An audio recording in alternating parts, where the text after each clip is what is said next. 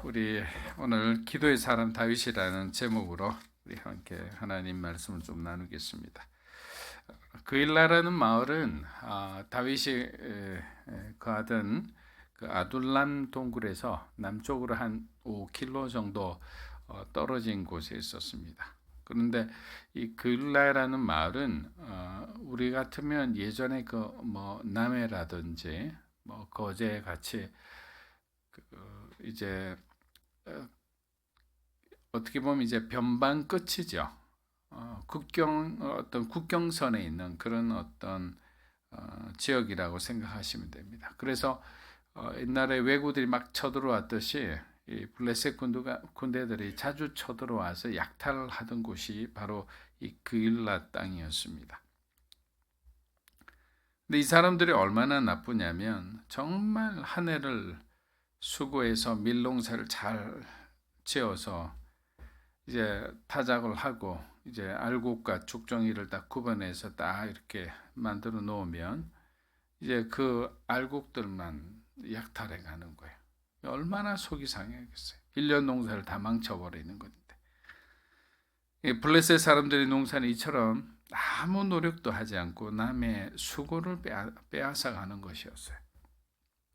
여러분, 우리가 살고 있는 세상에도 이렇게 노력도 하지 않고 남의 수고를 빼앗아가는 사람들이 종종 있는 것 같습니다. 오늘 본문이 강조하는 핵심은 다윗은 더 이상 사울의 군대가 아니지만 사울이 이스라엘의 왕으로서 당연히 해야 할 일을 하지 않으니까 오히려 다윗이 쫓기던 사람인 다윗이 그 일을 하고 있다는 거예요. 여러분, 여기서 우리가 알 수 있는 것은 왕이라는 이 왕정 제도는 인간이 원했지만 결국에는 그들에게 아무런 도움도 안 된다는 거예요. 왕이라는 것은 백성을 구원하는 역할을 해야 되잖아요. 백성을 지키는 역할을 해야 되는데 백성을 지키지 못하고 오히려 백성으로 하여금 어려운 삶을 살게 하는 거예요. 그리고 지금 사울에게는 백성이 보이지를 않아요. 다윗만 보이는 거예요. 다윗을 죽여야겠다는 일심으로 살아가는 지금 사울인 거예요. 그는 블레셋의 약탈로부터 이스라엘 사람들을 보호하고 도와주었습니다. 여기서 우리는 또 하나의 뛰어난 리더십을 다윗에게서 볼 수 있는데요. 그가 모든 일에 하나님과 대화하며 하나님의 허락을 받아가는 모습을 보면서 우리들에게 큰 도전과 영감을 준다고 생각합니다. 대부분 기도하지 않고 자신의 어떤 열정과 실력으로 이렇게 사역을 하거나 아니면 뭐 비즈니스를 하거나 하려는 그런 사람들이 많이 있어요. 크리스찬 안에서도 그래요. 근데 그러지 오래지 않아 그 열정은 결국 막 거대한 어떤 어려운 환경을 만나게 되면 방전되어 버려요. 그리고 깊은 영적인 침체의 시간을 겪는 것을 봅니다. 사랑하는 여러분, 우리가 하나님의 일을 하면서 기도하지 않는다는 것은 전쟁에 나가는 장수가 무기를 들고 가지 않는 것과 마찬가지예요. 그리스도인에게 하나님께서 주신 가장 큰 축복은 뭐예요? 기도하는 거예요. 기도하는 것은 뭡니까? 하나님과 영적으로 소통하는 것이죠. 우리의 뜻을 다윗처럼 하나님께 묻기도 하고 하나님의 뜻을 우리가 잘 경청하기도 하는 그러한 소중한 시간입니다. 만일 다윗이 하나님의 뜻을 묻지 않고 반대하는 이 다윗의 사람들을 억지로 끌고 가서 블레셋과의 전투에서 만약에 패배했다. 그걸로 다윗은 끝인 거예요. 왕이 되지 못해요. 그 사람들 하나도 통솔하지 못하고 그리고 그 아둘람 공동체는 그냥 갈갈이 이렇게 찢어질 거예요. 다윗의 사람들은 원하지 않았죠. 그러니까 문제인 거예요. 나는 응답을 받았는데 그 사람들은 응답을 받지 않았어요. 여러분, 선지자적 사명이 왜 힘드냐면 나는 보았는데 저 사람들은 보지 못하고 이해하지도 못하고 받아들이려고 하지도 않아요. 그러니까 외로운 거예요. 그래서 이사야나 예레미야나 에스겔 다 그랬어요. 외로운 역할이에요. 그러나 그들의 역할은 외치는 거예요. 외쳐야 되는 거예요. 하나님의 어떤 심판을 외쳐야 되고 하나님의 회복을 외쳐야 되는 거예요. 여러분, 기도라는 것은 우리를 살리기도 하고 죽이기도 합니다. 여러분의 가정이 회복되기를 원하신다면 기도하십시오. 여러분의 자녀가 정말 성령 충만한 그런 어떤 행복한 삶을 살기를 원한다면 기도하셔야 되는 거예요. 우리의 어떤 기업이 부흥하기를 원한다. 그것도 마찬가지예요. 하나님이 기뻐하시는 삶을 살아가면서 우리가 기도하는 삶을 우리의 삶의 어떤 그 당연한 것으로 받아들일 때 하나님께서 우리에게 어떠한 것을 응답하는지 우리가 기대할 수 있는 것입니다. 사무엘상 23장 1절에서 2절입니다. 다윗은 사람들에게 보십시오. 블레셋 사람들이 그 일날을 쳐서 그 타작하는 것을 빼앗아가고 있습니다 하는 소식을 듣고 여호와께 물었습니다. 제가 가서 저 블레셋 사람들을 쳐도 되겠습니까? 여호와께서 다윗에게 대답하셨습니다. 가서 블레셋 사람들을 치고 그 일날을 구해 주어라. 자, 여호와께 버림받은 왕 사울은 왕으로서 자신이 마땅히 해야 할 일은 하지 않고 다윗을 죽이는 데 혈안이 되어 있다고 말씀드렸습니다. 반면 기름 부음 받은 다윗은 비록 쫓기는 입장이 있었지만 자신의 종족이 어려움 가운데 있는 것을 그냥 두고 보지 못하고 결국 그들을 돕습니다. 그런데 이 돕는 과정에서 하나님께 기도하고 있는 이 다윗의 모습이 얼마나 든든합니까? 사랑하는 여러분, 그리스도인은 지금 우리가 어떠한 형편에 있든지 우리의 결핍에 초점을 맞추어서는 안 된다는 거예요. 오히려 하나님 나라를 우리가 먼저 생각하고 하나님의 그 나라를 먼저 구할 때 하나님께서는 우리에게 새로운 길을 보여주시는 거예요. 마태복음 6장 33에서 34절입니다. 그런즉 너희는 먼저 그의 나라와 그의 의를 구하라. 그리하면 이 모든 것을 너희에게 더하시리라.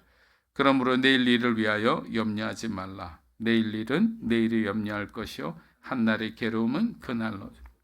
한날의 괴로움은 그날로 족하다. 그 다음 날은 고민하지 말라는 거예요. 하나님께 기도하고 하나님께 모든 것을 위임했다면 그 다음에는 뭘 그렇게 네가 그 고민을 싸가지고 와서 집에 가서 그냥 시간마다 들여다보고 힘들어 이렇게 하지 말라는 거예요. 왜? 그날의 괴로움으로 끝내라는 거예요. 그리고 나머지는 내가 너의 괴로움이 슬픔이 아니라 기쁨으로 변하게 해주겠다는 거예요. 결국 다윗은 영적인 큰 성과를 만들어냅니다. 그런데 그 과정은 항상 순탄하지만은 않아요. 집안에서도 가족들끼리 어떤 중요한 결정을 할 때 서로가 다른 의견 때문에 얼굴을 붉힐 때가 있잖아요. 하물며 사울 왕을 피해 목숨을 걸고 다윗만을 바라보고 온 사람들의 입장에서는 괜히 사울의 심기를 건드릴 필요가 없다고 생각했던 겁니다.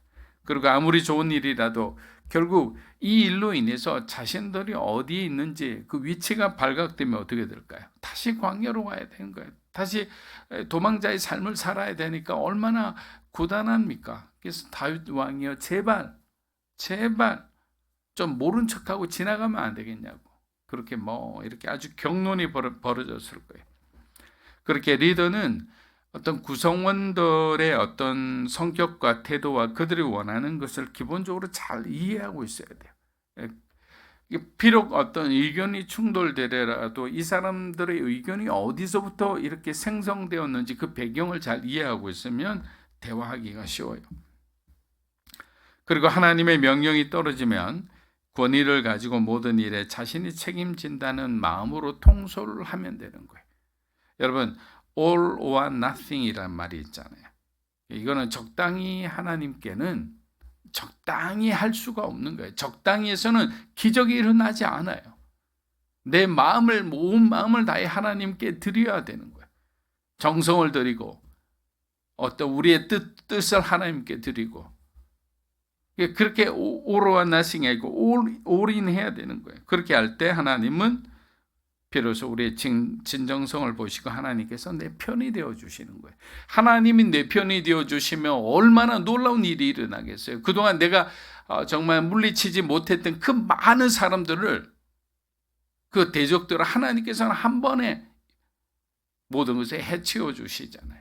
여러분, 성경에서 제가 옛날 이사야 성경 공부할 때 여러 번 말씀드렸지만 하나님이 일어나신다는 표현은 어마어마한 일이 앞으로 일어날 것이라는 거예요. 계속적으로 우리가 수세에 몰리고 계속적으로 뭔가 이렇게 공격을 당하면서 피해를 입더라도 하나님께 끝까지 하나님을 의지하고 하나님 말씀대로 너희는 여기 머물러라 하면 머물러야 되는 거예요.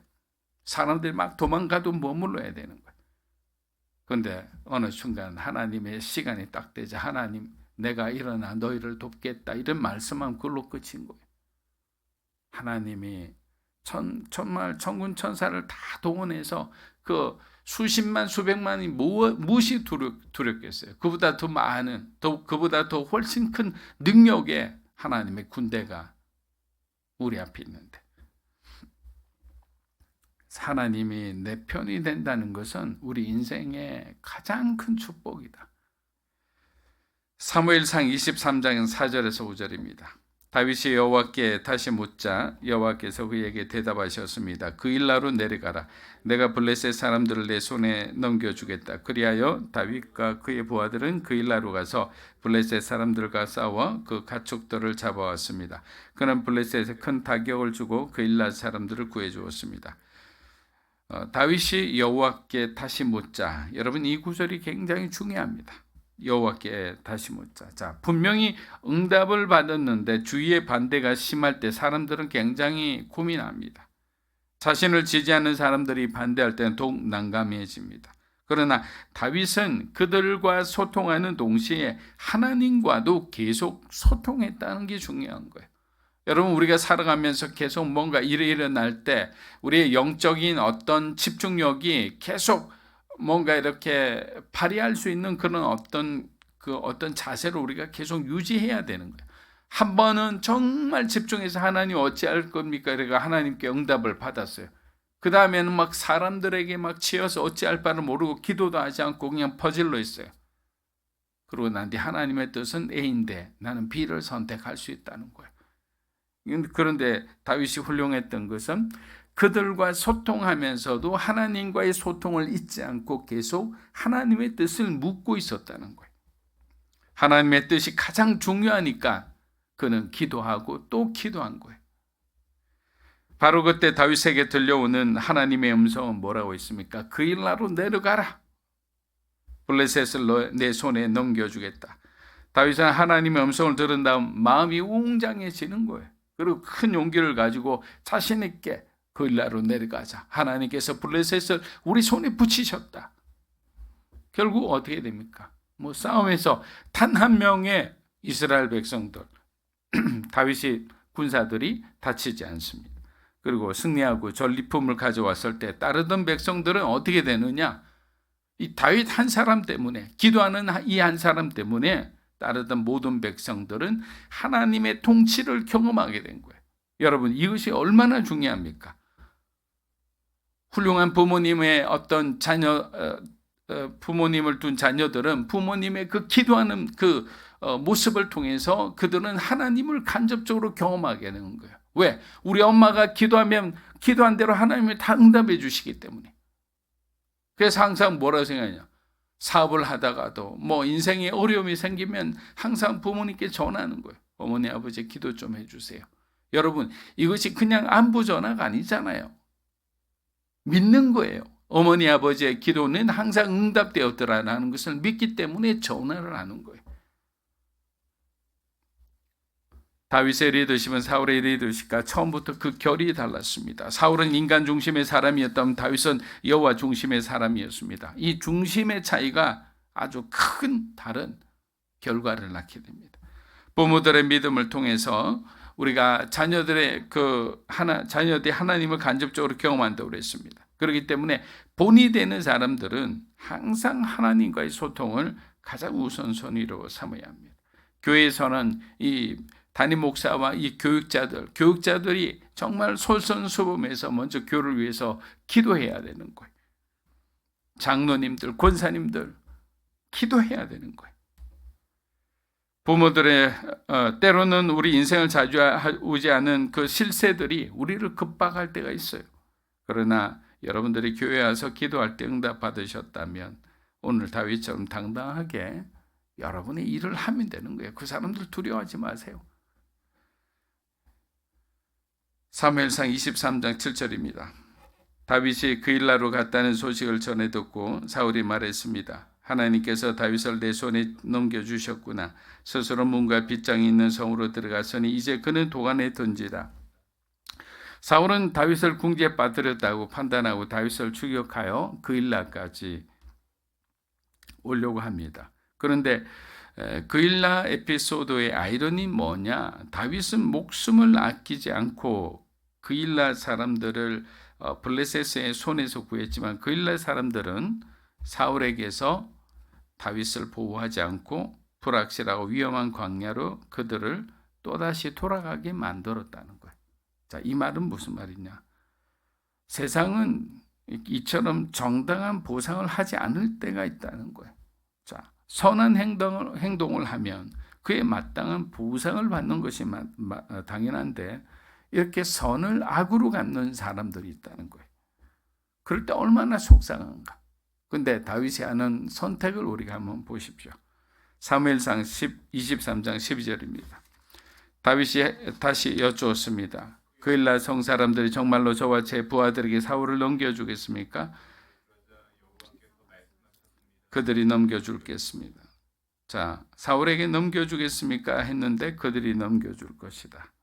비록 다윗이 너무도 고마운 사람이지만 그일라 사람들 입장에서는 한 철의 추수를 돌려받게 한 사람에게 예우를 갖추기 위해서 자신들이 몽땅 몰살하는 건 피해야 된다고 생각한 거예요.